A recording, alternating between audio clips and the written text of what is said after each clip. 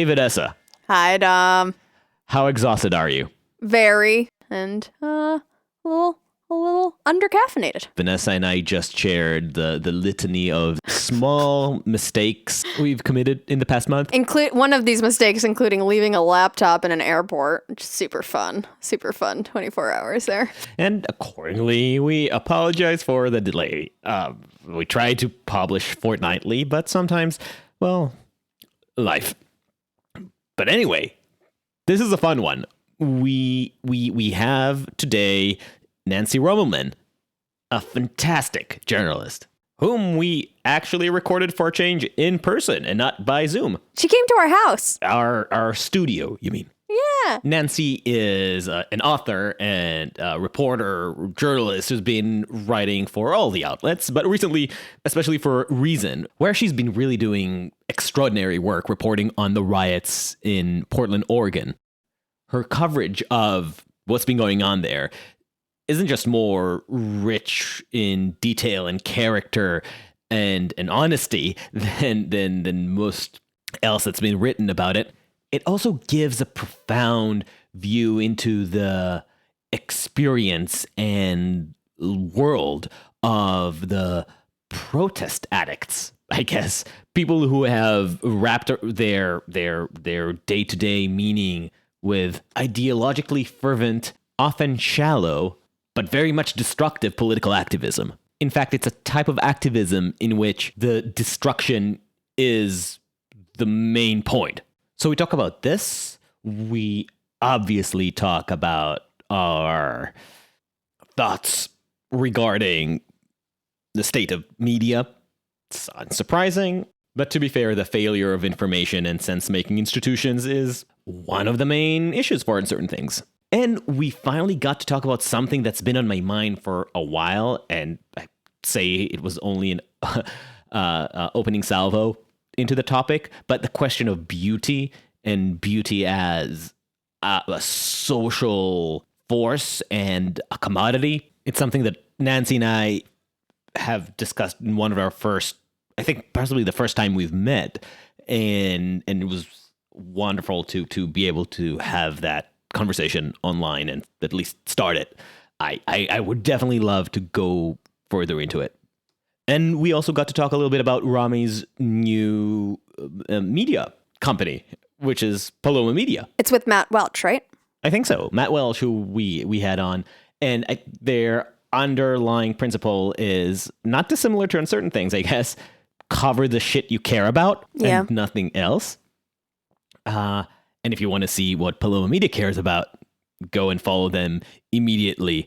And really, it's just a reminder that every once in a while, the internet is an awesome thing.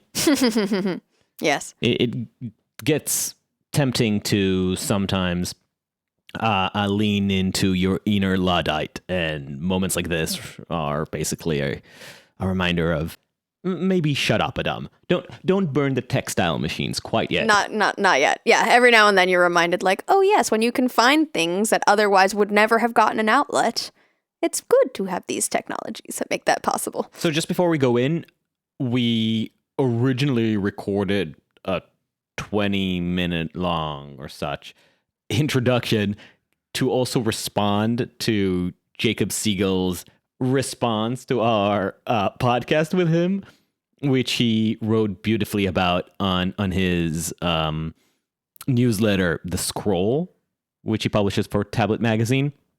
And I recommend everyone to subscribe to it because Jacob's writing is phenomenal. So if you listen to that episode, Escaping the Gospel of Guilt, you might remember that at the beginning, Jacob and I got into a small sidebar debate about, I guess, natalism.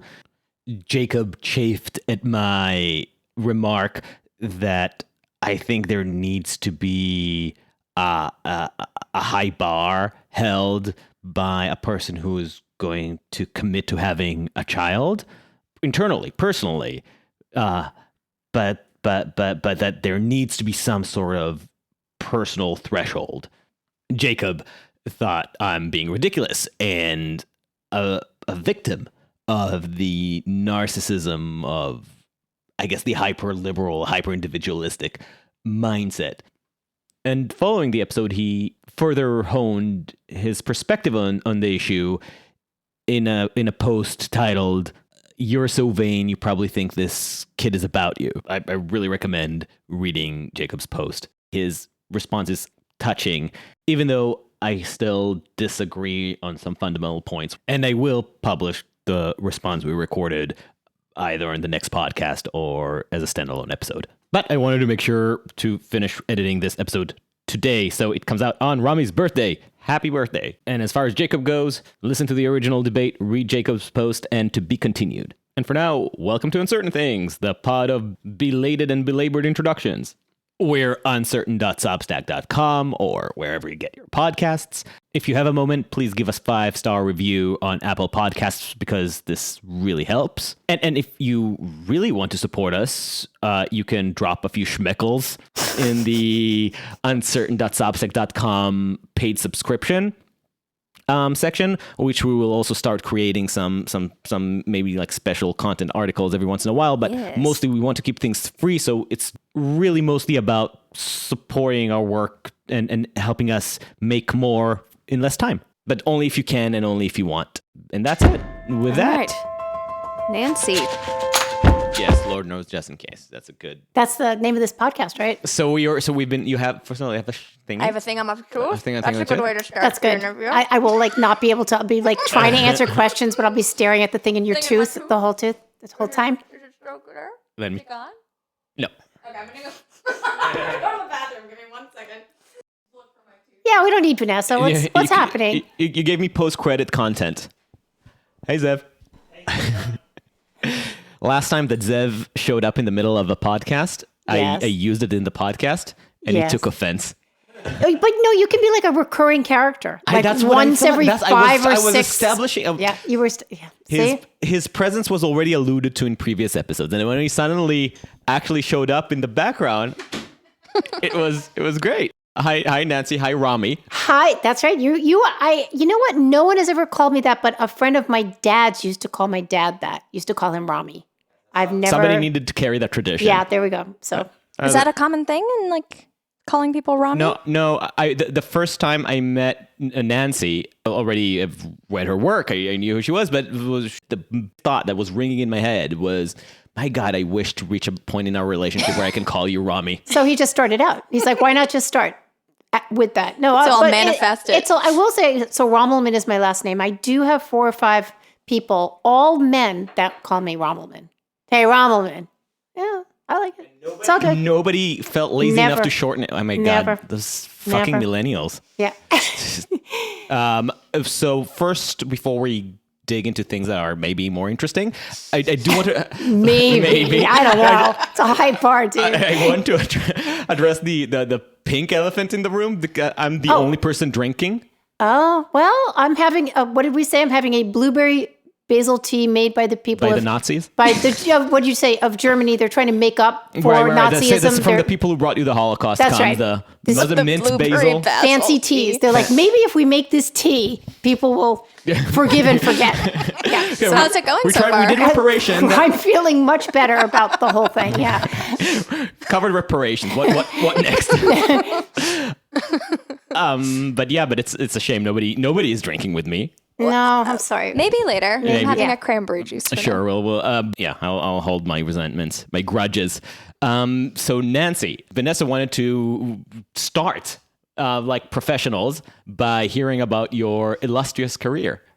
Oh, what, like in 30 seconds or less? Up to 90 seconds. Up to 90 seconds. I am a journalist and an author. I have been a journalist since 1994. My first feature article, which was about my 4th article in general, was driving across the country to interview John Wayne Gacy, the serial killer on death row, with a pen pal of his. It got a lot of play and sort of kind of got me a career. I lived in LA at the time, wrote for all the LA publications, was a nightlife columnist, feature writer, started writing books, and have been writing. That's all I do. I've written, 5 or 6 books. The last one was like the book I think I was waiting my whole life to write, or had it in me to write, which was called To the Bridge, A True Story of Motherhood and Murder. about a woman in 2009 who went to a bridge in Portland, Oregon, where I was living at the time, and threw her 2 young children off the bridge. Her 4-year-old drowned. Her 7-year-old daughter survived. And I really took a very deep dive, no pun, I'm sorry, into how this happens, sort of if you made a concentric circle from the people in the middle and then the people who investigated and then the community and why we think about these things. So it's definitely not a lurid book. I took a long time to write it. I'm glad with that book. I've written for the Wall Street Journal, LA Times, New York Times. I've been writing a lot for Reason magazine, including covering the protests in Portland all last summer and fall, and into this year. I just actually got back again. I've written 24 stories on the whole stuff out there, most on Reason, but also for The Dispatch, and most recently for Persuasion. And currently, I am starting a new little media company called Paloma Media. We already have a YouTube channel. It's about 100 or so videos up there. We've got a podcast. You can go to any one of your podcatchers and find Paloma Media. And we will be launching the website in about a month. So that's it. So much gumshoe. So much. You filled that part. It's a lot of it is shoe leather reporting, meaning, you would go out. I was raised understanding that you go out and find stories, right? You go and talk to people. You go to the bar. You talk to the cops. You do all this. And I guess, we obviously still have this kind of reporting. But I think less than there used to be. I want to talk to everybody, like every single person, the barber, the criminal, the woman that made the donut. I just want to talk to everybody and try to understand stories the way that they are also understanding them, and then and hopefully bring them to people in a way that they appreciate being able to jump onto a bunch of different landing points for the story.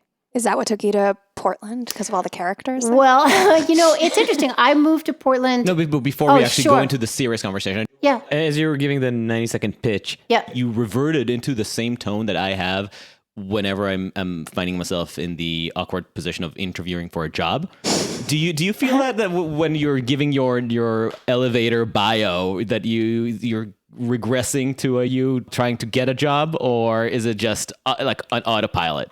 There's just, I've been writing now, it's like 27 years. Like, what do you, what's a highlight? What's not a highlight? Like, what were the, the dead points? What were the points that really made me like weep, or I think had a story that had an impact? Like, I could tell you some stories.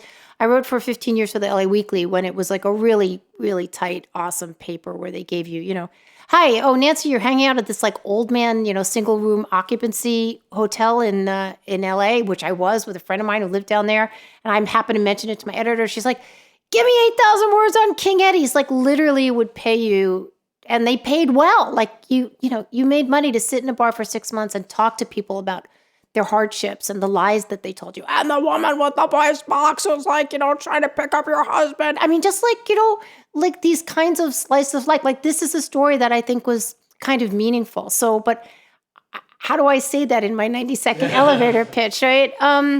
So no, I don't think I really am trying to. I'm kind of lucky right now in that at least some places that I like and respect, they want me to write for them. Not that I'm writing like all the time and big things all the time, because my stories tend to take a while. I don't. I have like so much admiration. Because you do that thing called reporting. Well, yeah, but you know what? Like, let me give you an example. Like, this other thing happened today. This other, like, apparently, like, Karen in a park yelling at someone with the dog, and, everybody's got a hot take. Well, how about having a fast take that's not hot? Like, being able to be the kind of reporter where you spend a couple of hours really looking around, trying to get some source stuff, being really calm about it. Oh, who's that? That's Robbie Suave over at Reason, who within, couple of hours of this happening gives a really super balanced story where he brings in voices and he puts in links. I don't know how to do that. Like, I mean, I can occasionally, like, sometimes some story will hit and I'm just like, bam, I got to write this right now and do that. But there are people that can do this like every single day. And because I don't do that, I have so much admiration for this. Whereas I know they feel like, oh my God, how did you write that 8,000 word story about, the girl with the broken leg? Like, I don't know. But anyway, no, I don't think I am pitching myself, but maybe I am. Editors, maybe I am. I know. Because recently I Vanessa and I were invited to a nice podcast. The Adventure Creator podcast. When he asked us about ourselves, I found myself automatically going into that place of like, this is what I am. And then my tone, I noticed, was shifting into the self-pitching place, and it really depressed me later on listening to it. But now I'm just projecting. No, but we all have our stock speech that we've said a million times, our stories that we tell, and so therefore we have a cadence that is repeated. Right. I think it's just human nature. I remember this. I just brought my self-loathing to bear in this conversation. When I was still living in LA, I moved from LA in 2004. I do remember hearing myself doing that occasionally, like at big editorial places. I'd be at parties or I'd be talking to one of my editors, and I would hear myself doing that, somehow like kind of shining my own little star. And I hated it. Every time I'd go home and go like, why did you do that? So I don't think I think it finally gets like bred out of you at a certain point. If you're American. Okay. So back to serious stuff. To Portland. So, I mean, it sounds like you've lived in a bunch of different American cities then. I have lived in New York City, where I'm from. I've lived in LA, and I lived in Portland, and now I'm back in New York since end of 2019. I was in Portland living there, and I was reporting there. Though Portland's a very tough town to report from. There's very little media. I mean, I wrote for everybody. I wrote for the city magazines. I wrote for the Alt Weekly, and I kept writing for national places, but it's not like New York. I mean, like, you just don't have any kind of media community. You have like a big fiction writing community, so that's good for that kind of writing.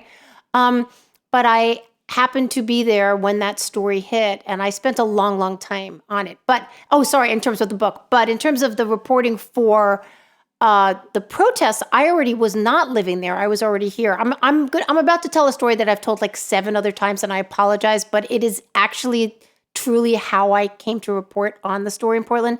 We knew what was happening with George Floyd. I mean, I was here in the city. I was sometimes like running around after people, writing short things about protests, watching kids like smash up cop cars. And it was the beginning of July, and I was sitting in Matt Welch from Reason Magazine and who we had on. What? Who we had on the podcast previously. Mm-hmm. Okay, and Jake Siegel from Tablet. And who was in our upcoming episode, okay. actually. So it was just the 3 of us sitting in Matt's yard having cocktails. And which we also had on our podcast. Jake said to me, Nancy, what the fuck is going on in Portland? And right? Okay. And then Matt looked at me and said, you got to go.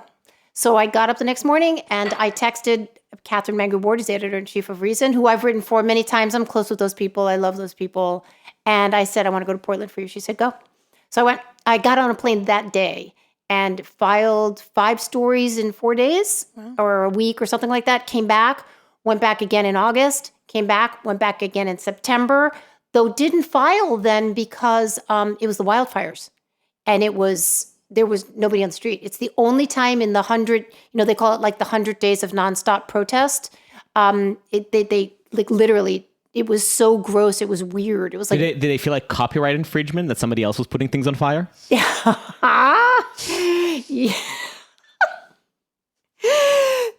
Anyway, I went back in late October, early November. I was there during the election, and then afterwards, when there was still a lot of violence, I went back again in January.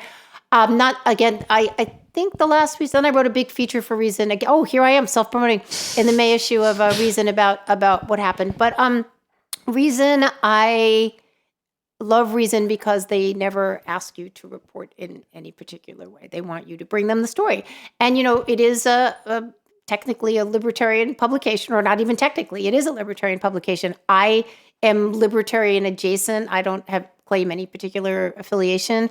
But they want you to tell the story straight. And they don't, nobody ever once has said to me, well, could you maybe, it's like, no. And that I just felt very, very fortunate, because one of the reasons in the yard that day is that, if Jake and Matt cannot figure out, these are 2 of the best news people going, if they can't figure out what the fuck is going on in Portland, we have an issue, right? And the issue is, you've got the reporter in Kenosha standing in front of this absolute conflagration saying, well, it's really mostly peaceful.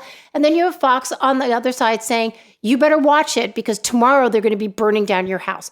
Neither of these things is true, and then there's weird little bits of truth. So why not get into the streets and actually see what's going on and actually report it, which, of course, as you may know, and I know you do know, was not super popular because I was telling you who was doing what. And this was not popular with the kind of main message that was getting through in most of the media, which is you have to allow people to peaceful protest and clickety click, click, click. I don't, so, I was like, sure, of course you do have to let them peaceful protest. But what about these 200 to 600 people every night that are burning things down?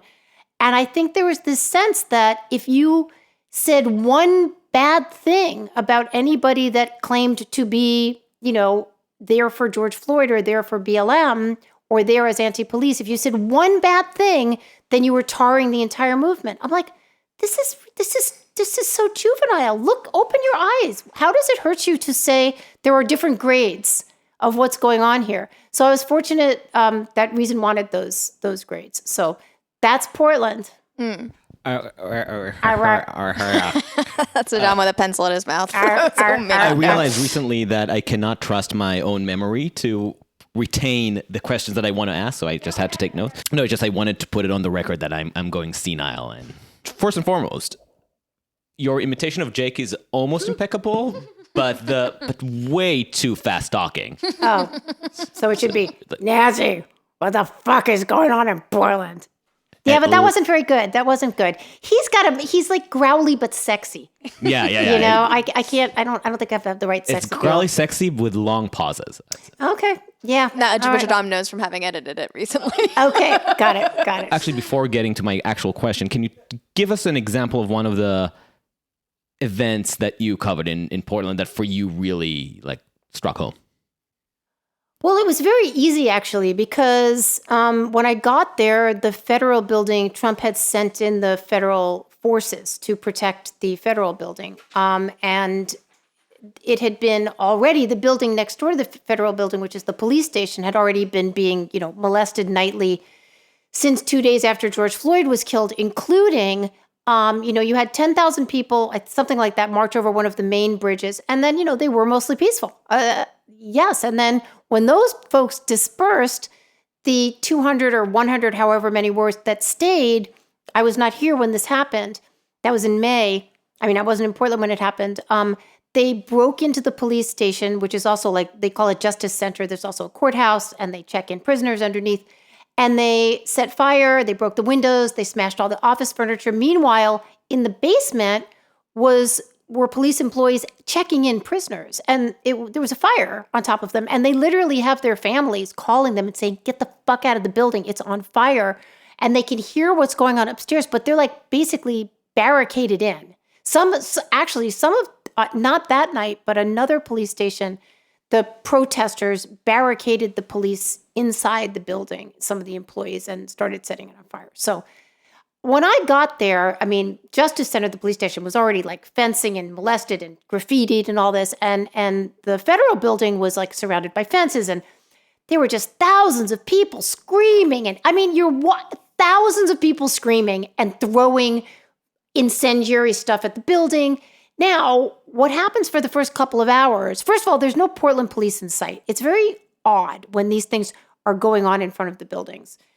But the feds are inside, but they're not doing anything for a long, long time. They kind of let it play out. Meanwhile, they're tipping lit up barbecues. If they can get past the fencing, they're smashing in the barricades and on and on and on. Then the feds start shooting out tear gas or other things, rubber bullets. So then everybody runs away and then they go back. So I literally get there. I'm in the middle of this. So I can see exactly what's going on. I can see exactly who's molesting the building. I can see what the feds are doing. And I can also very clearly see the sort of, they call it LARPing, right? Live action role playing. And it's very, very much in evidence. You've got the mostly girls with medic written across somewhere on their bodies. You've got the black bloc guys that have the leaf blowers or the fire, whatever they're shooting at the building. You've got the kids with press on their building. Literally, it just says a big in tape on their body or on their helmet, press. And I'm like, I've been, reporting for 25 years and I have never had press on my body. I've carried a press pass a few times, like in a murder investigation or something. Excuse me, a press pass that I made on my own computer. So there we go. Like, not to reveal any trade secrets, but even our... Yeah, you just make it on your computer. I mean, I had the New York Times give me I had to go onto this scene where there had been a school shooting, but I was in Portland and I was like, they're like, drive up, get inside, do what you need to do. I'm like, how do I get, they're like, just like, print yourself up a press thing and put it, no, actually, I don't know if they said that, but I figured it out. You read between the lines. I printed out something that said press on a bright orange piece of paper and stuck it in my window and the cops waved me through. Trade secrets, kids. Anyway, I saw pretty quickly how this had really become sort of an identity. I mean, I'd covered Black Bloc and Antifa and Proud Boys before, so I kind of had seen how they went out each other. And this was just on a larger scale. And the eyes of the world were on Portland. Okay? I'm actually not familiar with this live action role playing basically means they're dressing up as characters and going at each other. So for instance, I've covered events where, it was going to be this big, terrible thing between Antifa and the Proud Boys. And they kind of go up to each other and bang chest and do all this stuff. And then everybody goes home. It's like they're almost like playing a part, until it gets more violent, which sometimes it does, right? What was the name of that film? I forgot. There was a film about LARPing. I've heard it in like a Comic-Con like role models, context. I think. Yeah, or they called it, there's another word for it. Just like, could you imagine the people playing, dressing up as wizards and knights and fighting each other in the park? Yeah. Just with pretension to political activism. So this was on almost a world stage, if you think about it. I mean, we had the George Floyd protests going on all over the world. There was no place in the world where they were as adamant about this stuff. And also because Trump had sent in federal forces than Portland. Portland had the eyes of the world on it. And I believe that the players knew this. I mean, how could they not know it? There was press everywhere. Plus there was all the press. So you could kind of see, and also I've written this many times, these are young people for the most part. They've been quarantined inside. School has been closed. Their work is probably closed for good. And they haven't been allowed to go outside. There's been no bars. There's been no movies. There's been no music. All of a sudden they can get out into the streets every night and save the fucking world, right? I called it, their nightly spurt of relief or release. And they were reveling in it.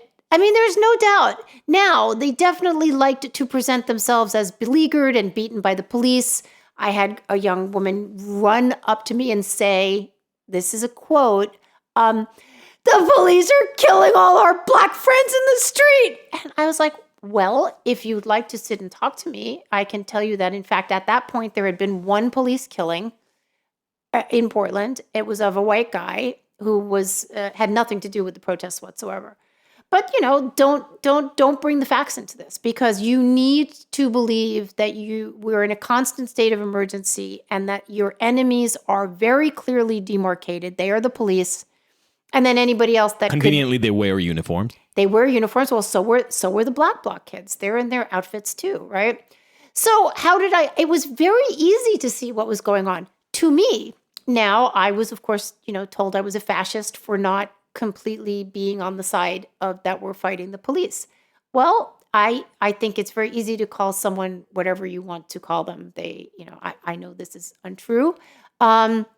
But it very much became if you're not with us, you're against us. And it still happens. There was that young woman who was hit and knocked to the ground by a Black Bloc guy in Portland about 3 weeks ago. Marianne, I can't remember her last name right now, but I did communicate with her recently. And Matt Taibbi wrote something about it. And he's like, we're very much, and I've said this 40 gazillion times, we're very much blaming the right for all of the violence that has happened, let's say in Portland. I'm not going to speak about every incident. But I know from being on the ground there, I saw who was committing the violence every night. This does not mean there were not altercations with the right. There was. But that they were not the ones committing the violence every night. I was there. I was there dozens and dozens of nights. Anyway, he wrote something about this. It's like, this is not a particularly unusual case of Antifa or Black Bloc, committing violence against somebody that they see is not on their side. I'm not saying it's endemic, but it happens. And to say that it never happens is wrong. And so I wrote something about this. I actually got pretty hot under the collar about it. And I can't read all the comments, but there were probably about 4,000 comments of people coming at me saying that, I was a fascist for saying that. And it's like, well,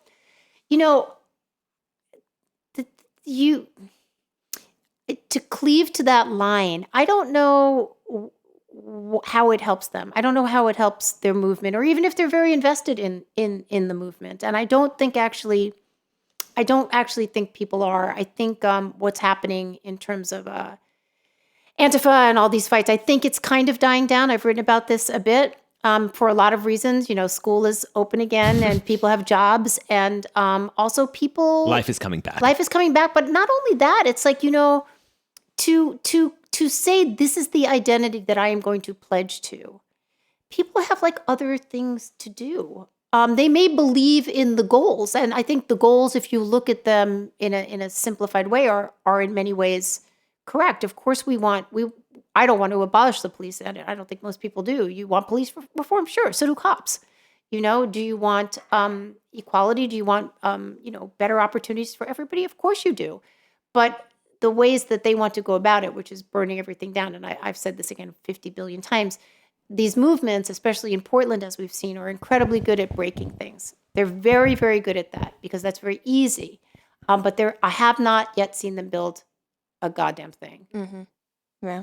For these people that are writing comments to you on Twitter, obviously they're lodging attacks, calling you a fascist, but I'm curious if you think it's because they just cannot believe that the reality that you're purporting to see is actually it can't be true. Because I'm thinking from our conversation with like Congressman Meyer, and he was like there at the day that the Capitol was invaded by protesters, or however we want to. I don't know what the terminology is, but let's just whatever it is, it happened, and he was there and he saw it with his own eyes. Huh? Insurrection LARPers. Okay, he saw the insurrectionists enter the building, and the next day he had to talk to constituents that were telling him like that's not how it happened, and he had to say, well, no, I was there, I observed it with my own eyes, I know what happened, and so I'm just curious if there's like a similar thing happening here where it's just like they can't accept that that's the reality you're seeing is the reality, and therefore you must be XYZ. Like a total epistemic bifurcation. Yeah. Well, first of all, I adore Peter Meyer. He knows that. I think that they're invested in the idea that they're the good guys because they can point to certain instances that have been terrible, like the killing of George Floyd or Breonna Taylor. And so they believe these things are wrong, which they are, which we all believe. And so they've created what they believe to be a solution or a fighting back. I don't think that they are. I don't think that they've achieved anything. I don't think that a solution or an ideology built on tearing things down is ever going to build anything holistically good for all. Mm-hmm. I think also it's just, I don't know how old these people are that are yelling at me, but a lot of them are like stupid memes or just literally one word. Like I had something, I guess in my first comment was, if who the fuck was committing the violence every night in Portland? And because, they were, let me back up. I was saying I had seen basically people on the left doing this every night. And I was like, if you were saying it's not, if you're saying that is not true, that what I saw with my own eyes and filmed, I have a video of a guy smashing in the federal building with a fire extinguisher and people around him, screaming, like just delighted. And one of the comments I got when I posted it last summer was, I can see that Nancy Rommelmann staged this in a studio, and you know how I can tell from the shine on one of the person's helmets. Yeah, I'm like, the flag on the moon wasn't flapping. Yeah, that's right. That's right. The flag on the moon wasn't flapping. I said, it was flapping. Sorry, right. I got my conspiracies mixed up. I was like, if I saw this, I know that this is true, and if you're telling me it's not, then who the fuck committed that violence every night? And I must have had, I couldn't read all the comments, I didn't, but I saw at least 100 of them that said the police. And I was like, so the police were burning down their own stations every night. That's who, I mean, and it's ridiculous. I mean, it's very juvenile, actually, to not want to even take the time to investigate what you're talking about. So, but you bring something that I really wanted to get into. There's conflation of the Twitterati knee-jerk reactions, which is this, and most of the people who bother to comment on Twitter are probably suffering from some new psychological virus, some pathology that we haven't adequately diagnosed yet, and something like it gives them the space to assert and validate themselves in a world that is growing increasingly harsh and lonely and too complex and disparate, that they don't have a cultural or psychological anchor with which to establish a sense of self and belonging and identity. So instead, they find social purpose and direction in being frenetic and relentless on Twitter. The more angry and binary they are, the more they feel that they're playing this version of themselves as heroes in their pathetic little tale. But well, this is a profound problem because it influences corporations. It influences it even influences the emotional state of the people getting these attacks, because you're bombarded by thousands and thousands of assholes.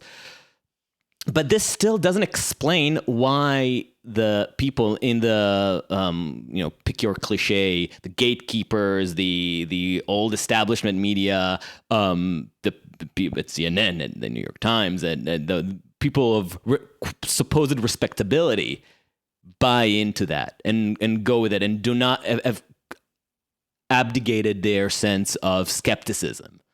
That's what's so disturbing, because like, get angry at all the idiots on Twitter, that's one thing, but come on, like people who supposedly share job titles like us, similar to ours, have just taken certain orthodoxies for granted, and those orthodoxies conflict with the possibility of maybe the left has burnt up a building, or maybe those kids are just vandalists, like bored kids who are looking for an excuse to have some fun, and not the face of any moral and socially meaningful protest. Or it's opposite. These are absolute 100% savages and throw all these kids in jail, right? Because that was what the other side was saying, right? Yeah. I think part of it... I think the reason that we keep dwelling on the left is because we just expect more. Like, we know... Yeah. I mean, for me at least, I when I see the Tucker Carlson giving it his worst, I'm like, I'm not surprised. And sometimes there is almost a bigotry of low expectation whenever Tucker Carlson says something incisive, there's like, oh, yes, such a voice of intellect and bravery on the right. It's because of the low expectations from Fox. It's the New York Times that you expect to be stable and take itself seriously, take its responsibilities to tell the truth and, eschew anarchy. I think that there's a couple of issues going on at the Times, but I'll take the one that I've written about before. When Trump was up for election, there were certain places in the country that got extremely excited, and there were other places that it was just complete hair on fire and terror that he was going to be elected. And I think Portland, really is one of those cities. And I think it voted, I can't remember, like 75 or 80% for Hillary Clinton, overwhelmingly. And I think when he was elected, Trump was just, sort of an exceptional provocateur. And he found an incredibly receptive city to provoke in Portland. Mm-hmm. And they all fell into this sort of communal fever, anti-Trump fever. And so they did everything. They marched, they did this, they did that. And they gained an identity. So did the mayor. He was going to be the one that was going to go up against Trump, and I'm not going to do what you say. And I think there was a little bit of the enemy of the enemy is my friend. I always took the mayor to just be pusillanimous panderer. Well, it's interesting because I knew someone who I quoted anonymously in the Reason piece who had been in city government, and he's like, Ted Wheeler is actually a smart guy, but and this is my words now. He painted himself into a corner. The enemy of the enemy is my friend. So Trump was the enemy. So who, of course, the peaceful protesters and your constituents are your friends. And so if there are some of these yahoos here, we're going to protect them because Trump is attacking them. And it became this, so he kept trying to also appease them. You also have an incredibly, I'm just using Portland as an example. We'll get back to the Times in a second. This incredibly progressive city council who, they wanted people to not have to be able to pay rent and they wanted them to not be arrested. It just kind of went on and on until the more violent protesters just started to sort of gain more, if not legitimacy in the city. They were excused. And so they were able to do more. It's like if you guys are not parents, but if you have a child and, she breaks one cup and you don't do anything, she's like, well, let's see what happens if I break 7 cups. Okay. And that's what they were doing. And to a certain extent are still doing, though. And I've said this before, I grow concerned that as the movement shrinks, and it has, it also becomes more concentrated and perhaps more dangerous. Because who stays? Okay? Who stays when the people that have jobs and love affairs and they want to go out to the concerts, who stays? You get the true people who don't. The true believers, the loners, the people that want to make a splash, and that concerns me. It's like, well, we don't have the status or the stature we once did. I know how to fix that. Let me just say that you just made me imagine Ted Wheeler as Cersei from Game of Thrones calling in the faith militant into the Red Keep. Yes, actually, to a certain extent. So who is he going to die down in the cave with, right? In whose arms? Yes, in whose arms shall Ted Wheeler die? So the Times, the Times has done some great reporting, and they still continue to do some great reporting. But they definitely were erring on the side. They were anti-Trump. If you're anti-Trump, how do you become anti-Trump? Trump, that bastard, sends the feds in, and also be, can you believe those kids attacking the federal building? But that's not just it's not a satisfying answer for me. I know. Because I was at that point I was no longer at CNN, but I was working at CNN during the first half of the Trump administration, and it's more than that because. And you're right, and we always make sure to state that the Times and all those institutions, they still do some great work. They're huge establishments. Not whenever they get painted as just the peddlers of woke ideology, it's nonsense. Sure. The problem isn't that they are completely captured. The problem isn't that they have fully turned themselves into the OAN of the left, but they are. Sorry.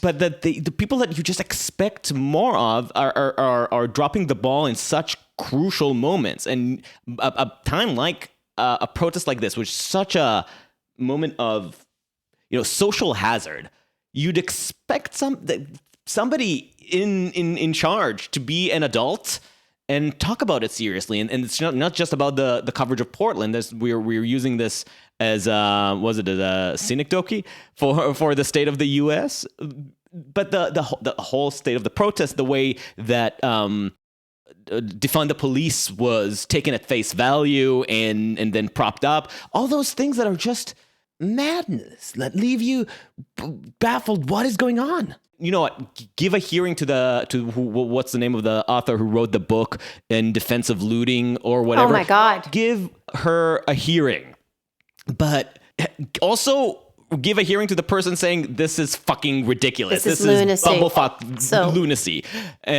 but they wouldn't, and that's a dereliction. I'll give you an example, but before I get to the example, I will tell you I listened yesterday and today to David Remnick interviewing someone, a Swedish professor who wrote a book called Why Activists Should Blow Up the Pipelines or something like that. I can't remember the name of it.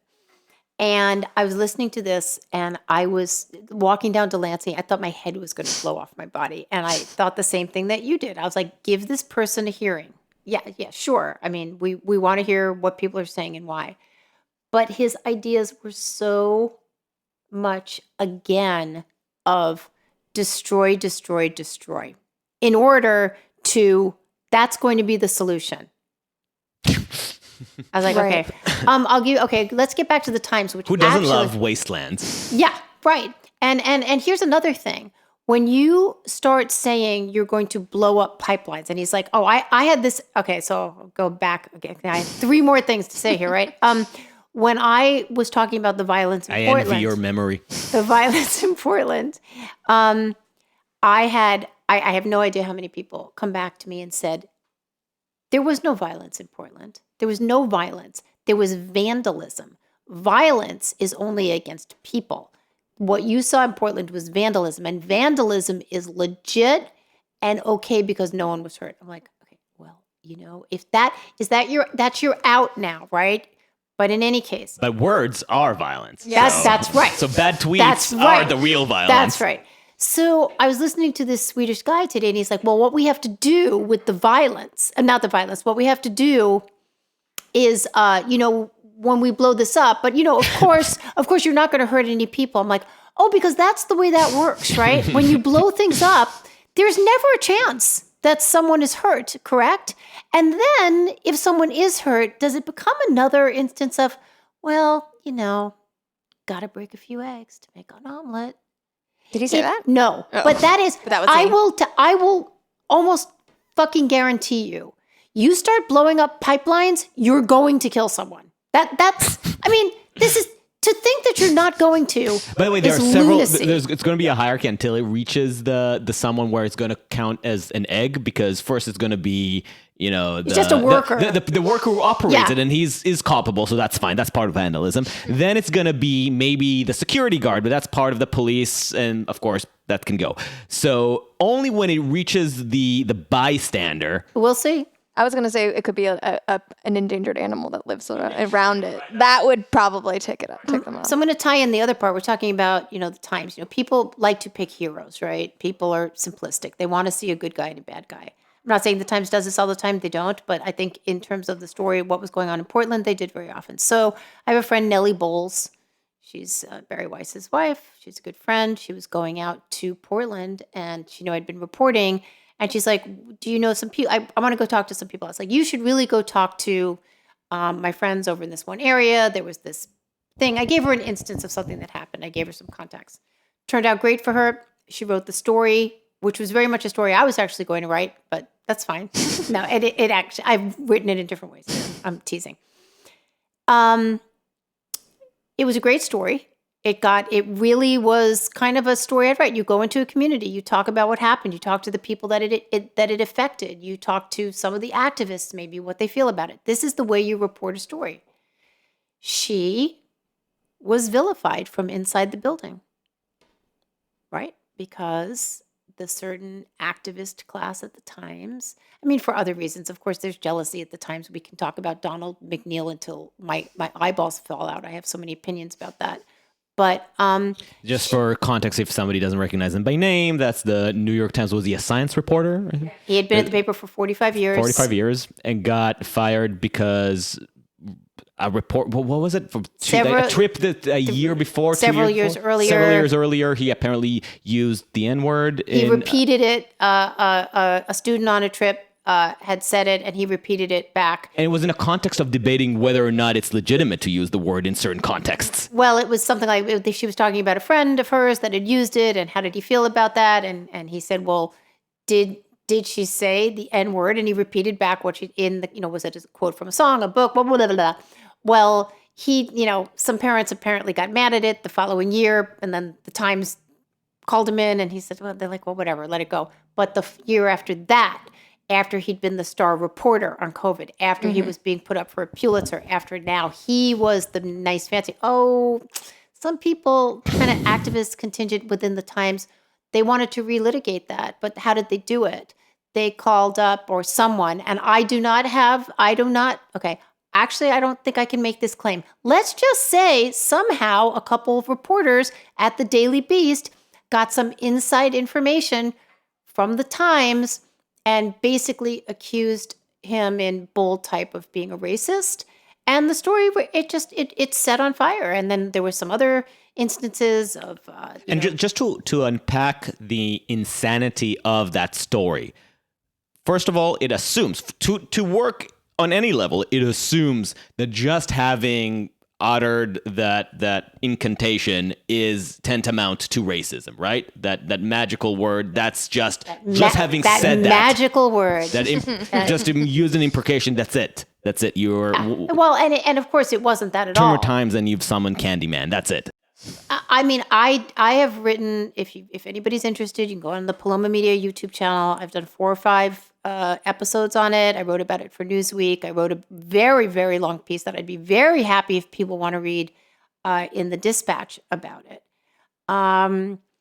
It was, in my opinion, it was people inside the building that, for whatever their ambitions are, they wanted to get rid of Donald MacNeill. Of course. So that was where I was going with this. So first of all, there's a bullshit assumption there that requires some social acceptance that we can all agree that we can all agree to pretend that we care that much about how that little incident. So, but we have the excuse that this word is of a unique status.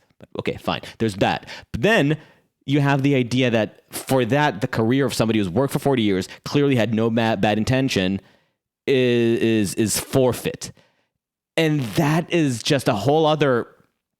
It's so nakedly has nothing to do with the politics or the social context, and everything to do with just the pathetic, emaciated state of news media in the U.S. and elites internecine fighting. Cowardice from the top, but just, and mendacity. And professional climbing, like ladder climbing on the bottom. And here's, okay, so 2 things. One, you had Dean Baquet, who's the, executive editor or editor-in-chief, whatever he is, basically during this whole instance coming out and saying, MacNeill has to leave. And context... After he said he doesn't need to leave. He didn't. Changing his mind. He said context doesn't matter.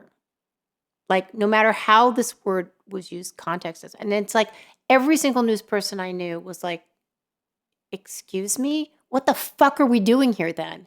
Why don't I just throw a bunch of fucking words in a bag and dump them on your goddamn doorstep? Context doesn't matter, right? Nothing matters. It was so insane. Then, of course, he backtracked.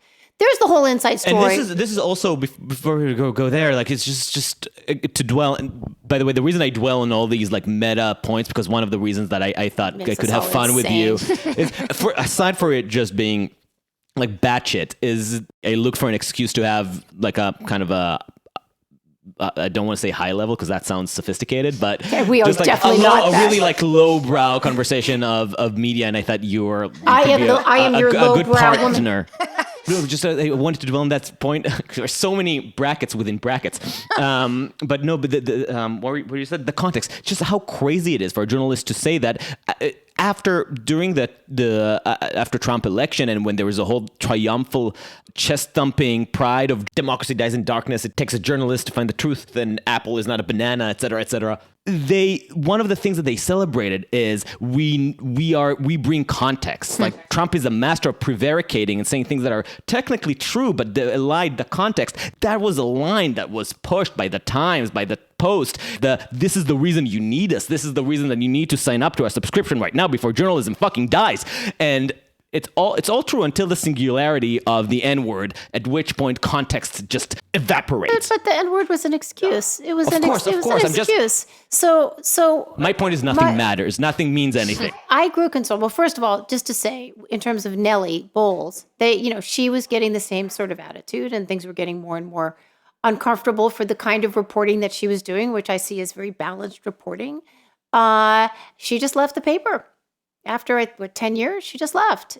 She's like, has better things to do. If you can't write the stories you're finding, then I don't want to be there. Like you can't write for a public. I have had so many. I ran a clubhouse for a while on policing, and I had a lot of people, or actually some public information officers, say to me, "Do you have your publications ask you to report stories in certain ways?" Because they certainly had dealt with journalists that had to do that. Like they needed to get the clicks, and I was like, never. And I would never work for a place that asked me to slant a story. Could you make it a little more, I mean, obviously if I haven't done my reporting right, or if we want to highlight something, of course, that's called editing. But in terms of having a slant, what really does concern me, let's say at the Times, is if this is the way certain people at that paper or any institution think is the way to get ahead. It's sort of like, there was that game when we were kids, Chutes and Ladders. It's like you have to go around the board, but sometimes, whoop, you can just like take a shortcut. Well, if the shortcut is proving successful, maybe your Pulitzer is being called into question, but this other guy, you don't maybe want him to get his Pulitzer. Well, maybe we can just get rid of him and we can just do it super quick. And these things happen. These things happen quickly. And I grow very concerned at how people see that as legitimate. They see that as this, or maybe the legitimate way to get ahead is to get rid of people that you don't like. I think this is criminal. The brilliant thing about it is that they found, and I don't want to make it sound as if somebody was plotting it out intentionally, but it's at this point an unacknowledged collective understanding of what the path to professional promotion is these days. In the past, to promote yourself, you needed to do some research. You needed to figure out who was sleeping with whom and then leverage that, do all that sleaze.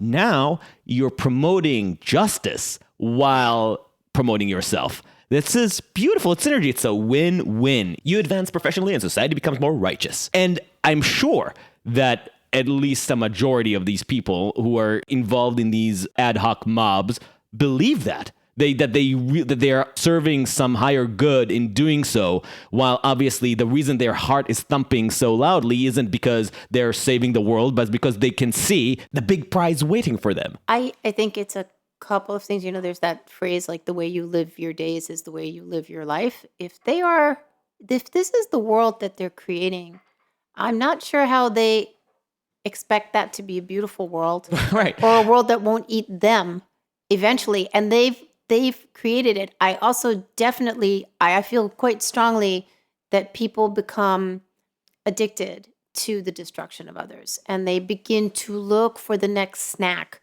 the next rage calorie. I think I used that phrase with you one other time, Adam. What is the next thing? I saw it in Portland. First it was Trump, then it was the police, then it was the feds, then it was the landlord, then it was the DA, then it was the mayor, then it was your professor. They become, I think in order to constantly feel emboldened and right without doing any actual work, you just need to you need to defeat a series of people that aren't even in your enemies. If this is the world they're creating, God help them. Well, you were also alluding to another backstory before. I think we've seen this with other journalists. That's time we saw it with Alison Roman, who I adore, who was I don't know I don't want to get the specifics of her story wrong, but let's just say, as we all know, it's very, very easy to drum people out of decades-long careers now in a matter of days, without evidence. Without evidence. More, so you feel like it's easy, like the. Out of your mic, Adam. Oh, sorry. They're paid more, so the executives are more than happy to see their careers tossed. That it's a boon for the company because they. That's an interesting point. If people want to follow me on Twitter, I'm Nancy Rom, NancyRomm, and I pinned a tweet up there last week. It's a 2-minute video of Matt Welch and I in Paloma Media studio. I'm going to leave it there for a while, and it basically encapsulates a lot of what we're talking about, and in terms of how I think it's actually impossible to create a better and sweet world from all this bitterness. I think it's like I said to someone the other day, it's like trying to make a blueberry pie from turds. Like you just can't do it. So let's see what world they think that they're creating. And at some point, maybe they think that that's not the world. And then I'll shut up for a second because Vanessa hasn't said one word here. Obviously, this is not the whole world. There's plenty of us that don't operate, under these, we kind of do operate under these conditions, but we kind of also don't because we create our own stuff, our own podcasts, our own media companies. We write for publications where that shit don't fly. So, it's not the whole world. Sometimes we think it is because we're Twitter addicts, but it's really not. Most people don't give a crap about this, though they may not know how much it might be infecting their world. Right. No, and that's why I keep going back to why this thing matters. And this is something that Vanessa and I sometimes discuss because Vanessa comes from a very different perspective than mine on all of this, and she'll express that in a second for herself. But I often feel the need to explain why I am so angry about these things, and that's why I started by separating, for instance, the general Twitter mob, which I find depressing for its own right, because this is the way that so many people do communicate right now, and it is harming people's perception of the world. But that's not the thing that primarily bothers me.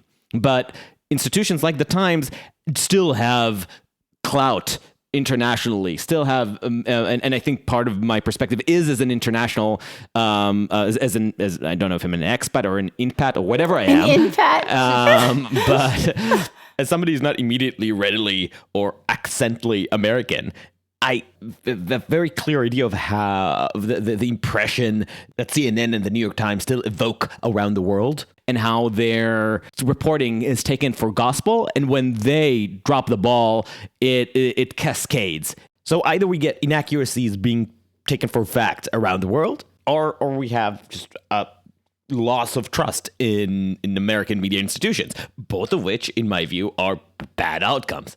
But I'll shut up. No, I think, so Adam and I have this problem where our tagline of our podcast is supposedly everything is broken, now what? And we have a tendency to just sit and wallow in the broken and not actually think about the now what. And I think a lot of what you've been saying about this tendency to want to destroy without some sort of vision or hypothesis or action plan for what do we build next, I think is the thing that, for me, is the thing that makes me most pause and be reflective. I don't get instinctively angry in the way that Adam and you probably do when someone gets fired from their job. I'm like, oh, that's a bummer, but it doesn't keep me up at night in the way I know it does for Adam. But this idea of what are we building towards in this kind of growing fireball of destruction. I think when we talked to Rebecca Henderson with the capitalism, end of capitalism book, she wrote this book, and her point was that we don't need to destroy capitalism. We can work with it within the system to create better world. Right. Make it better. Right. Make it better. And it makes me think a lot. So one of the things that I do a lot of reporting on is developing real estate development. So literally building new things. It is incredibly hard to build new things. The dynamics at play are that either if you don't do 100% affordable housing, you don't want it. Is one contingent of the community, and then another contingent will be like, well, I don't care, make it all luxury, but I just don't make sure the shadows don't go on my property or whatever.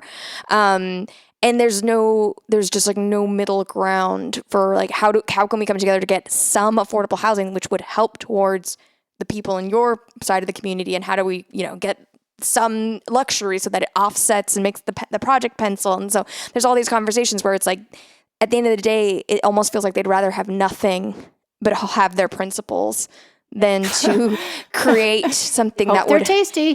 Well, this is where we find ourselves, right? How do we find some sort of way to actually build something together as opposed to just sticking in our corners and hope and well, maybe the little catch there is together. I see so many people building things. I live in Chinatown, and there's a pandemic, and it's doom and gloom and doom and gloom and doom and gloom. The Post asked me, I was one of some people that were writing about write about the ghost town that is New York. Right, this was in the spring, and I was like, well, how about if I write about Chinatown, where this shit is popping? Okay, it is popping. Is all of it going to slay? No, of course not. But you know what? People are creating things. I mean, we're creating something. We're creating a new media outlet. Is it going to be incredible? I don't know, but it's going to be hopefully fun and interesting, and nobody's giving us permission to do it. And I'm not waiting for somebody to tell me that, we can all do this together. I'm going to bring my little piece of pie to the party. And, you guys, you're going to bring your little piece, or we're doing it right now. You're just creating something, and that adds to the world. Maybe 6 people listen to it, and they're like, oh, I think that's kind of cool. I mean, that's what I want to do. And I think I know it's completely doable. You don't need to, have your board of directors with 20 people and $15 million. You really don't. I mean, how long have we known each other? 4 months. And in that time, I built a freaking studio. I mean, it's rolling for really very little. So, maybe we don't all work together, no matter what the Democrats and the Republicans tell us we're supposed to be doing here. But we bring this individual stuff and make little shiny constellations, and, You're so Matt Welchy. Yeah, it's funny. He and I kind of get along. Yeah. Yeah, that makes sense. Sing songs together. Yeah. It's just this is where when we had him on, it's just the point where we kept getting stuck, him and I. He said he was so sunny, and you were like, no. Yeah, pretty much. It's like, but individuals like you are like, I come on your podcast, I come on other people's podcasts. We're talking, we're spreading the word. So who gives a fuck?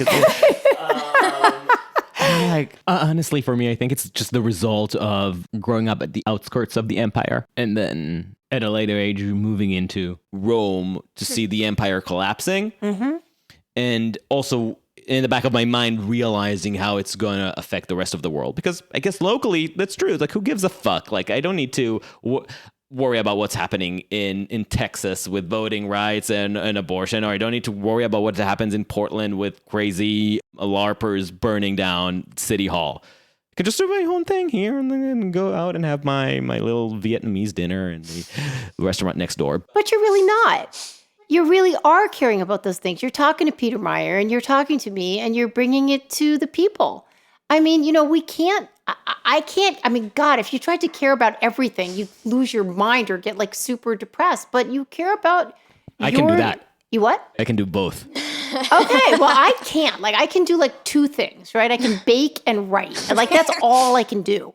And so... No, depression and losing my mind, that's the... Are you good? You're expert?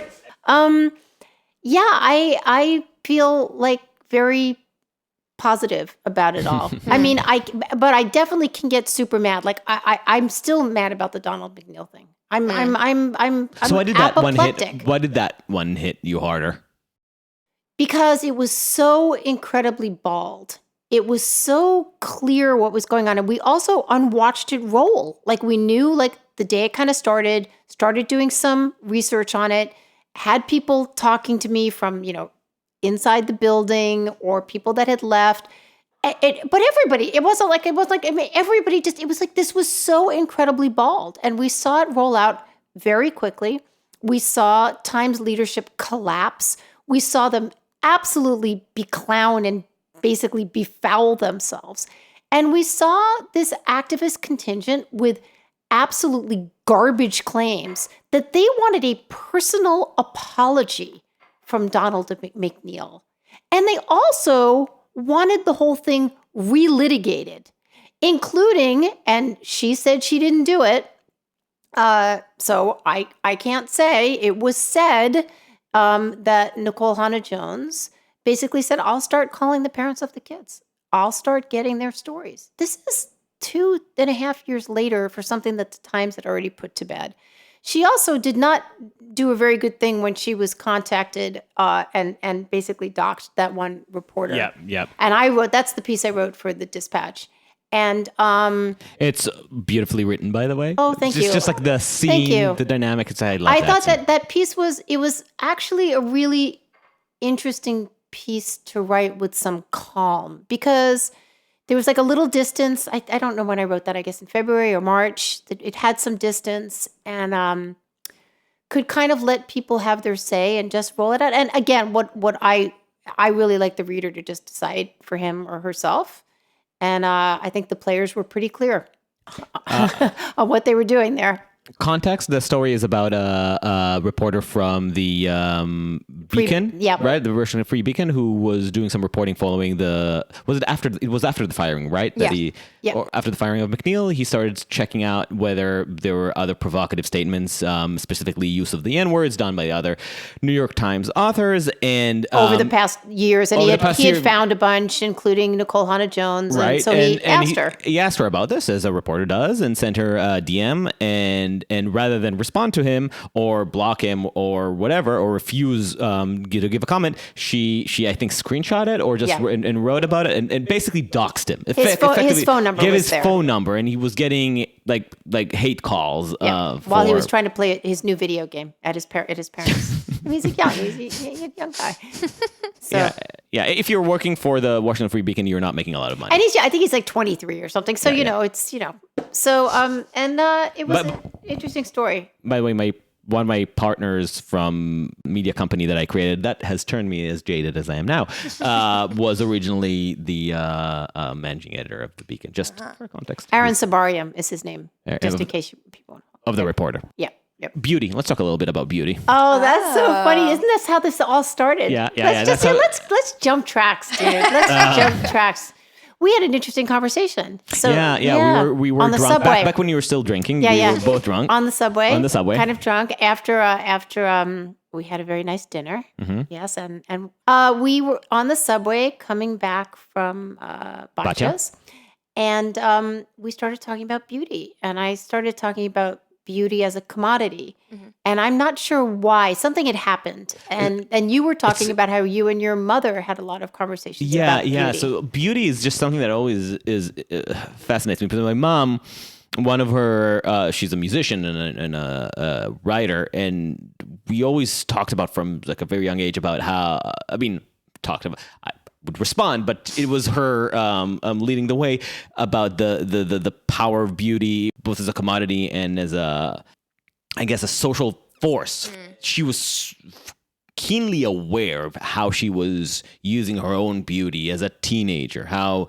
much authority and power it gave her. And she was a straight A student, but she was reflecting about how insignificant the power of her intelligence was compared to her beauty. Whoa. And the power it gave her to manipulate her environment. But she was also very much aware of the clock that was ticking over that power. And I guess that connects to her an obsession that we share, and I guess maybe it's in our genes. At least the Jewish part of the family is notoriously obsessed with death. We start thinking about death from when we were 3. From birth. So she very early on started thinking about how it's going to vanish soon. She was clocking the time until that power vanishes, and how at that point the power dynamic is going to flip, and then all the work that I have done will mean not. What? And that's it's going to become a whole other game, and she's constantly thinking about this even today. Like, she's a admired and respected musician and author in Israel, but if she goes out to a bar, she feels invisible.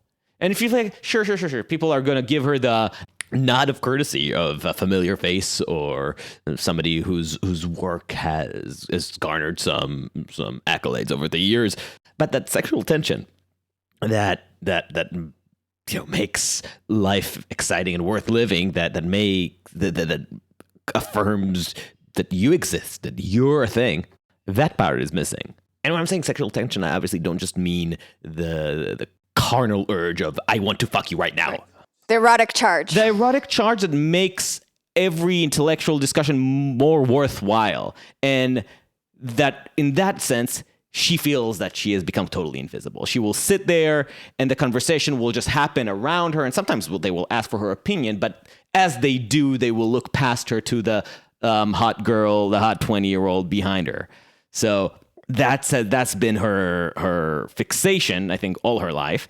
And growing up around her, I realized how dishonest we are as a society talking about this. with that aspect, that power and that decline is something that we never deal with honestly, I feel, in popular art, in conversation, in journalism. Like it's and especially now where we're suddenly giving so much room for more abstract concept versions of power, when power is not just what laws you pass, but also what legacy you've created and what ideas you have running in your mind, even in terminology you're using that you're not necessarily aware of its origin. That's part of the idea of critical theory. You have so many words and concepts in your mind that you did not necessarily put in there yourself. We are still failing to address that aspect of, I think, human existence. And when you said beauty is a commodity, I think it just brought all of that on the F train or whatever. On the F train in a second. All the best conversations are on the F train. Apropos the F train. So, what do you think about that? It's interesting because you just hijacked the podcast. No, I know this story a little bit. I know Adam's mom a little bit, who does happen to be a very beautiful person. And I met her, I guess, past her peak prowess, I guess, according to her own definition. I think for me, I was probably the opposite. As a young person, I was very... You're still a young person by here. As a younger person, let's say, I'm saying like teens age. I was very afraid of being sexually recognized. And because I was one of the smarter people in the school, I went to like great pains to kind of like hide my body and wear big sweaters, so that people would be forced to interact with me as an intellect and not as a person in a body. And it wasn't until years later that I could start to access some of that power. But I would say it's always been kind of a fraught thing that I don't like to acknowledge is true, even though I saw the difference between the way people reacted to me when I was hidden physically versus when I was well-dressed, put together, took care of my body. And there was a tangible change in the way that people talk to me. But I do think it's hard for me to disentangle that from the confidence that I myself had at that point in my life, being older. But I mean, I would agree that it is a thing, it's real, but I also think it doesn't have to be the defining quality. Right. Yeah. Right. And probably shouldn't be. Right. Nancy? I think there is a time in a young woman's life when she's, 13, 14, 15, when you all of a sudden realize people are responding to you in ways that are interesting. You don't really get it completely at first. And, some of it's kind of gross, of course, like the dads. It's like, ew. And then, of course, you play with it. You try it out. It's like, wow, if I kind of make my eyes a little squinty at this guy, he's going to have the what do we call it? Like Gaga or something. What is it? What did I call it with my daughter walking with her? I was walking with her. She was like 14. And she's really tan. She had on these shorts. We were coming, and this guy was walking toward us, and I literally saw his brain completely scramble. And we call it the brain scramble. And you just it happens. And here's the thing, we do not know this guy. We were walking past each other in an airport. He didn't want anything from her. She didn't want anything from him. They were not going to have any particular exchange. She was not trying to do anything. This was an absolutely sort of biochemical emotional reaction. He just kind of went like, and we walked past him, and I was like, we just started to laugh a little bit because there was nothing that, I don't think there was anything he could do about that. There was nothing she could do about it. It's just sort of something that we respond as humans. Why do humans respond to beauty? What is beauty? Well, someone will say, well, how can you say what beauty is? Well, I can't, because we're not going to all think the same thing as beauty. Most of us think our children are beautiful, I think youth I remember being a kid and, you think you're ugly, or you think, oh my God, that boy is so ugly. And then 20 years later, you see a picture of him in the yearbook and he's beautiful. Youth happens to be beautiful. Why? I remember when my daughter was maybe 10 and she said to me, Mama, why do people get ugly when they get old? And I said, well, Maybe it's because like we're not really supposed to procreate at that age. So like, I don't know, we have less appeal to the opposite. I don't know. We do. We fall apart. We're like you buy a toaster. It's beautiful. 50 years later, the toaster, it's okay. It still makes toast. At some point it becomes vintage though. Yeah. Beauty is I've seen it in myself. I've seen it with my daughter and her friends. I've seen other people. It is a commodity. Can it be used for good and ill? Of course. Just like anything else. You can use your car for good or for ill. I think it would be a terrible predicament to have beauty be your only passport or your only ticket, though I guess you could be like, Heidi Klum and totally, make that work. I mean, that's possible. But the real funny thing is, and I think that's where it's interesting to me, and that's part of what we were talking about in the F train that night, many moons ago. Yeah, at least 4 months. Was that the discomfort in acknowledging just how much it affects us. Because of course we can all agree that this should. I mean, we've all seen the gazillion Disney movies that tell you beauty is not the thing that defines you, and yet we know that you'll hear two people in a debate making the same argument, and one of them will be the shimmering beauty, and the other person will be like, say, me. You will not listen to me. You will listen to the guy who, or the girl, or whoever exudes that erotic charisma. Well, but there's nothing that this person. I mean, you could put a bag over your head. I mean, there's nothing. Look, people are packages of things, right? Someone's tall. Someone's got these kind of hair. No. That's right. But the thing is that the impact that these small, obvious things have, we keep trying, because we still live. I'm gonna over-explain it. And I think it's part of our modernist existence that we put so much emphasis on rationalism and theory and our own ability to work things out through reason, that we deny just how much impactful those other things really are. And again, my point is, coming from a world where we're talking about critical race theory and how much our biases can override our rationality, and even rationality itself is to some extent subjugated to our historical and linguistic biases. And part of it is bullshit and part of it is true. We're still not really ready to reckon with the social force of beauty. Like, some of the hypocrisies that I sometimes see is like, I don't want to name names, but every once in a while I see, talking about oppression and all those like lefty ideals. The lefty ideal of oppression. The lefty ideal. I was thinking the same thing. But that's kind More of true, right? I'd like to admit. In vino veritas. But anyway, you see the people who have become the faces of this debate, the media figures who will go on to explain the problem with privilege and the danger of unexamined biases, prejudices, and social undercurrents. And they tend to be beautiful, camera-ready, photogenic humans, and of both sexes, of both genders, or whatever. And you know that to some extent that's why they are the faces of this discussion. And this avoidance or discomfort with admitting that is something between dishonest and craven, at least seems to me.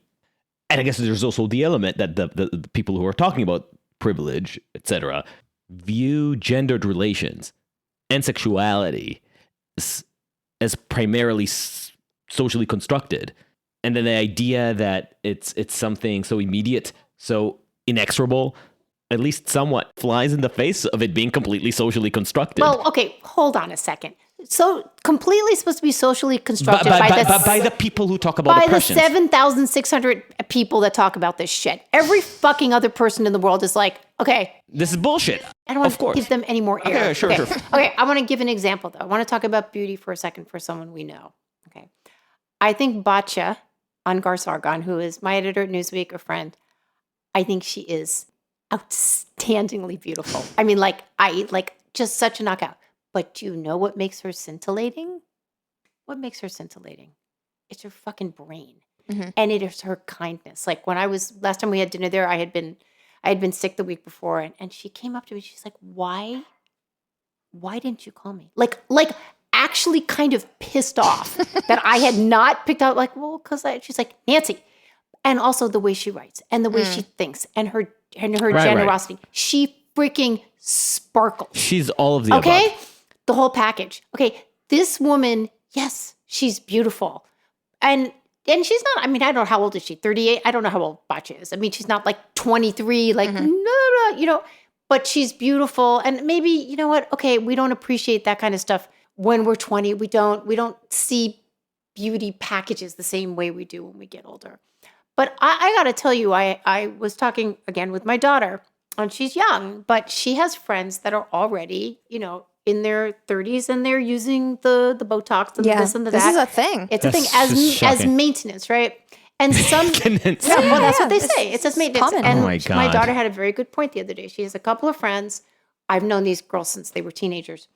And she's like, well, so-and-so and so-and-so have always been comfortable in their bodies with who they are. They're doing things. They're beautiful, but they're like, and they'll do like the tiniest little bit every 6 months. One gets like a little boop in their head to whatever the line in the forehead.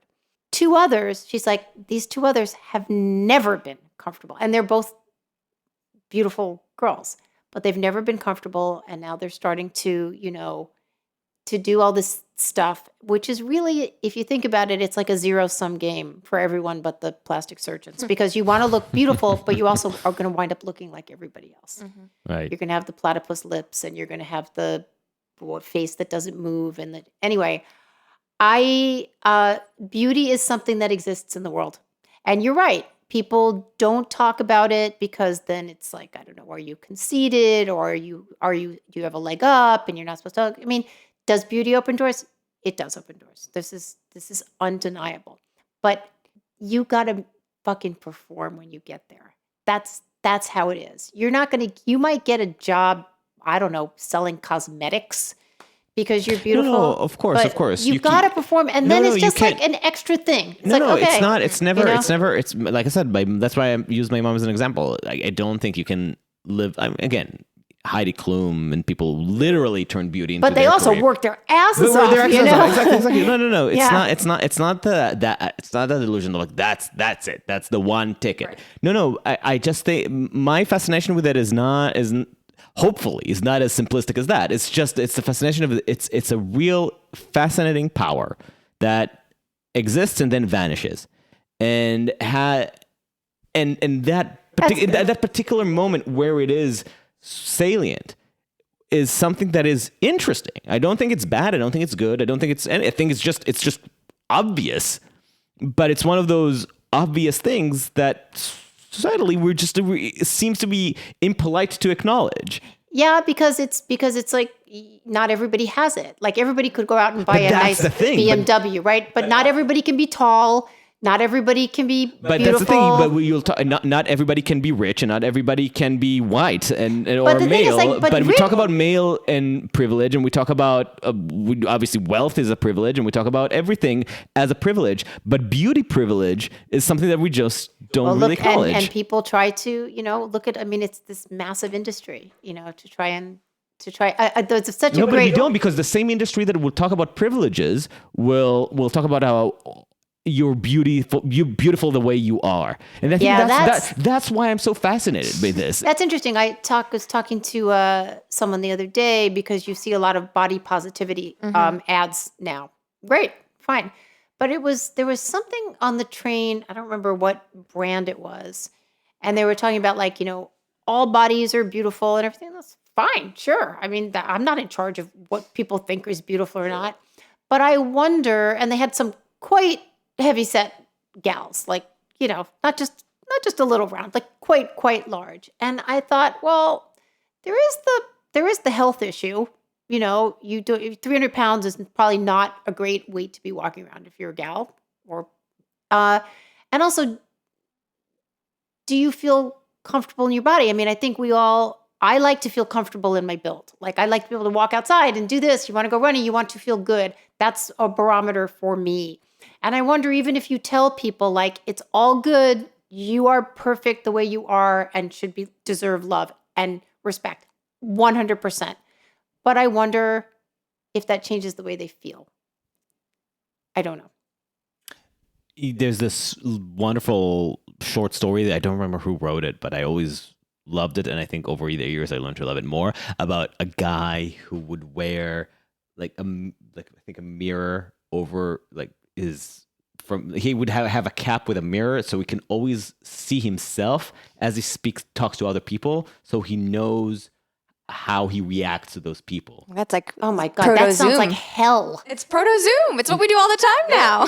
Oh yeah, it is. Yes, but the insight there, and I remember distinctly not really getting it the first time I read it, but which was like 7th grade or something. And over the years, I started to really appreciate it, because you don't immediately realize how happy some people make you and how miserable other people make you, and how you respond to the way that they see you.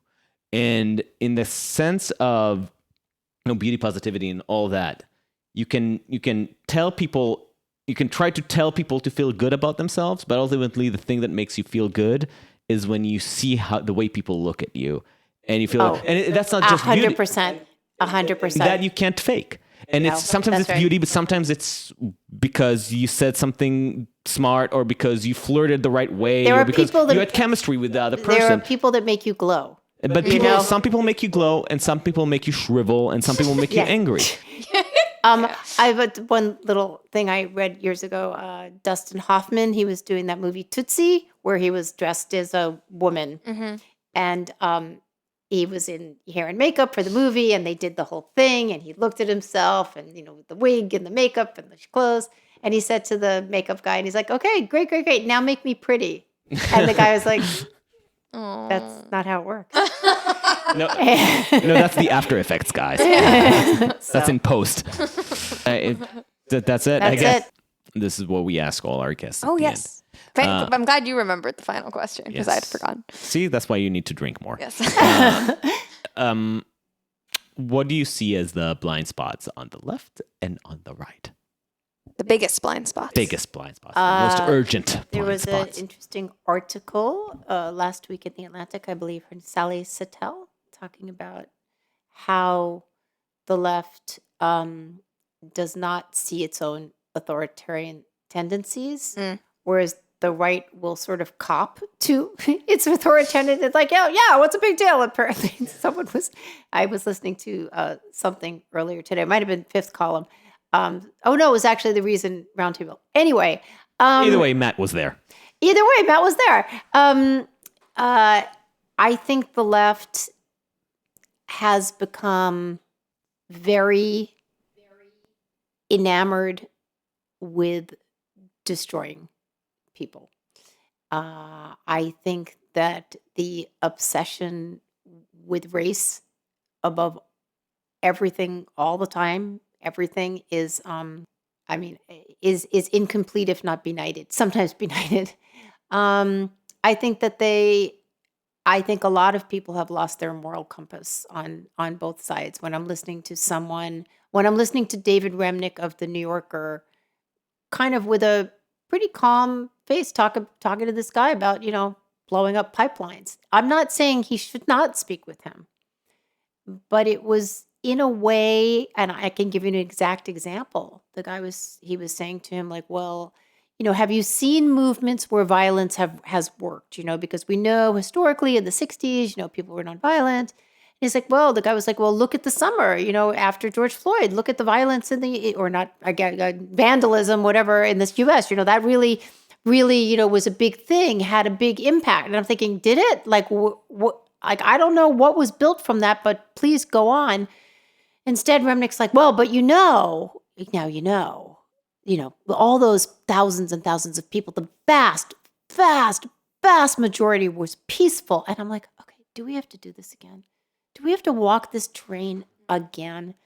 So I think that they think they're being really right and solving things. I I don't see it. I think they're going down a dead end. And I think a lot of people know that, but it is infecting or impacting. But impacting is not a word, right? Apparently, if you say impacting, people are going to hate you and I'm fine with say it. that is not a word.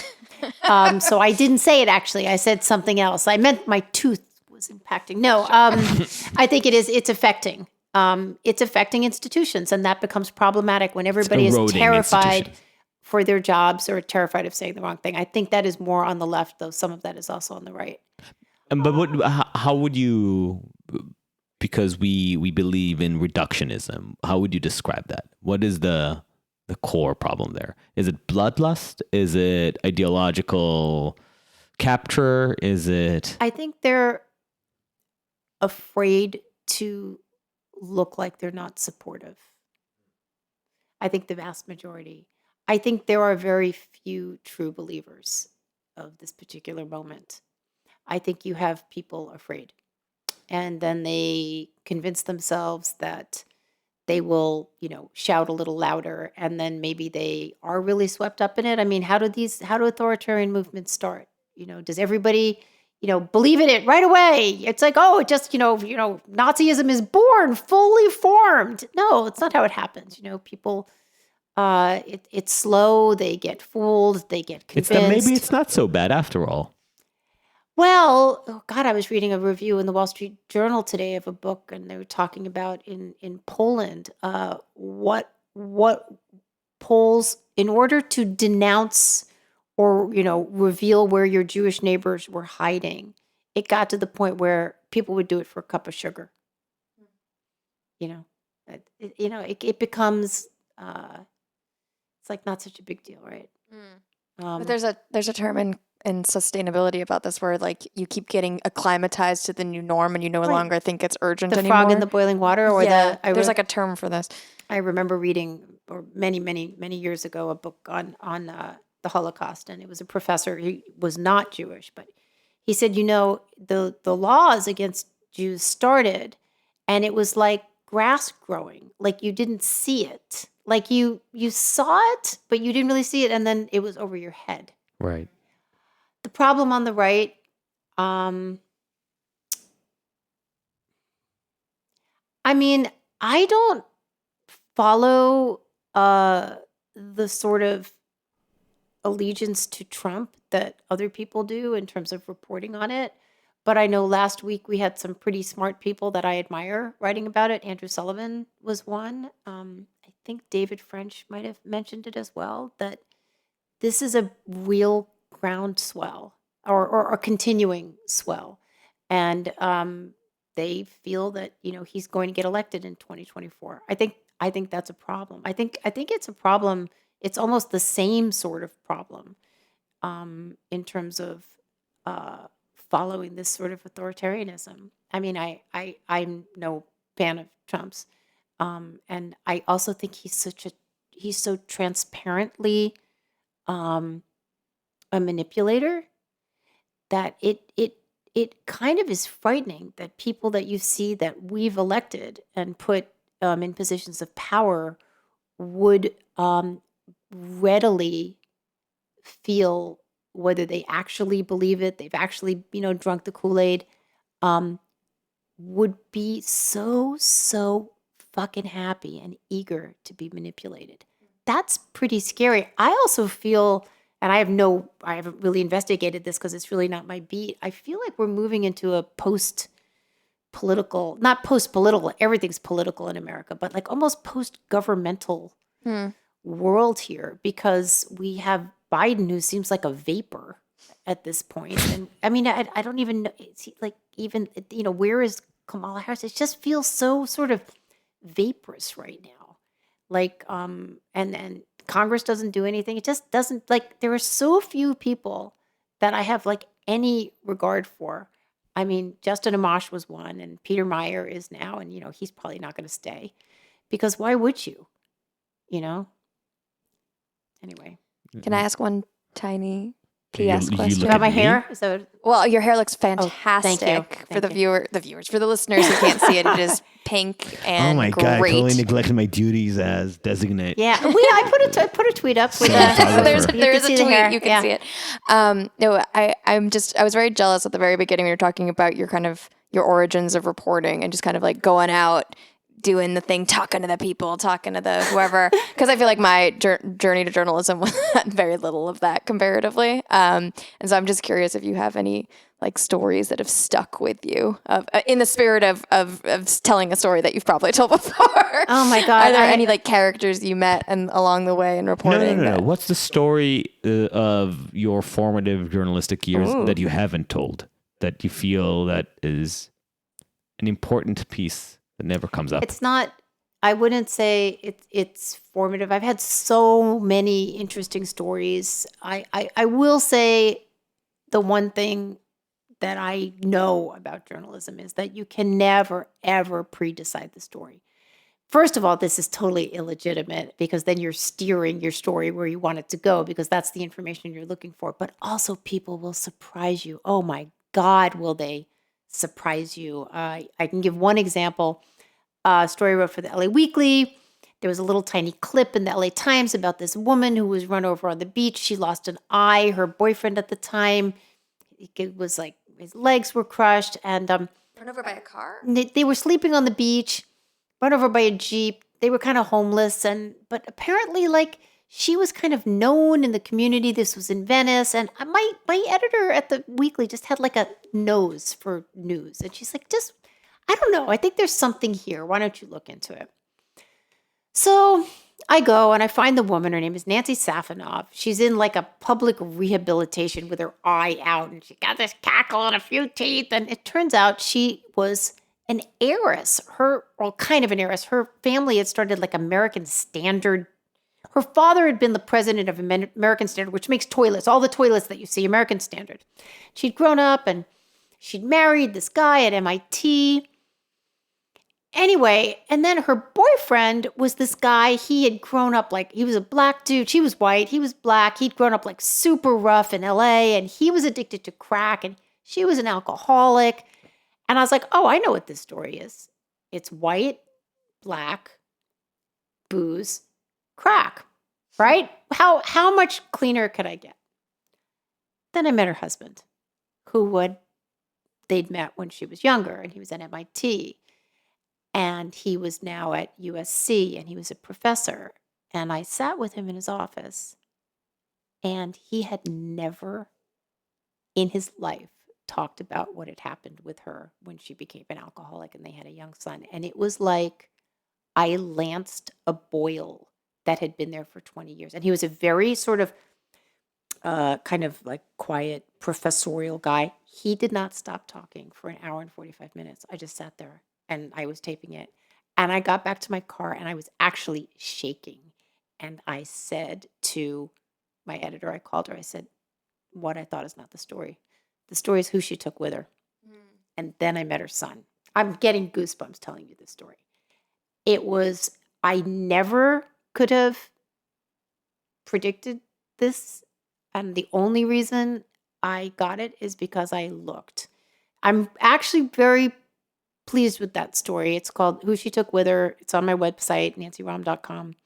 I had something else happen recently. I wrote my book and I was contacted by a child that the woman who had committed the murder had adopted out when the child was a newborn.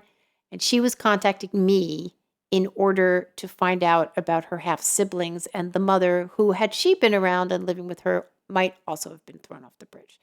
So these are things that if you pay attention and you're open to people telling you really sometimes the hardest things in their lives, I mean, for me, this is just such an honor and a privilege. And it can be hard. But like when I find these stories, I'm like, I don't want to do anything else except build palomamedia.com. Which is coming within the month. So everybody should be on the lookout for that. Thank you, Nancy. Oh, guys, thanks for having me over. Thank you for listening to Uncertain Things. Follow us on uncertain.substack.com or wherever you get your podcasts. We are Uncertain Pod on the social media. And if you're feeling generous, please give us a 5-star review on Apple Podcasts. Please share us with your friends and enemies. And until next time, stay sane. When we started talking about Portland, you had you gave a sigh and a repeated disclaimer of, here's the thing that it's the thing that I've said a million times before, which I relate to because I always feel a bit of guilt whenever I ask a question that I feel I kind of need to bring in my refrain on that topic. There's just something that I feel is true in so many, podcasts like ours or the media industry. There's so much content and we end up repeating ourselves a lot. How much do you hate that? When the media repeats itself or when I repeat myself? Both. You as part of the media. Like, for instance, the story I told about Jake and Matt, I've told it like 7 times, but it's true. It's like how I launched it. And these are, I think. It's funny. I always say 17 as my generic number. I mean, I because that's how, people are interested in Portland and how did you get there? And I'm using these 2 people who are very smart and they're news people. So I use it and I try to do the accent. Yeah, I mean, sometimes I do. I mean, I try to, I probably to a fault, I'll say, I've said this before, because I don't want someone to say, hey, I heard her say that before someplace else. I don't have this compunction at all.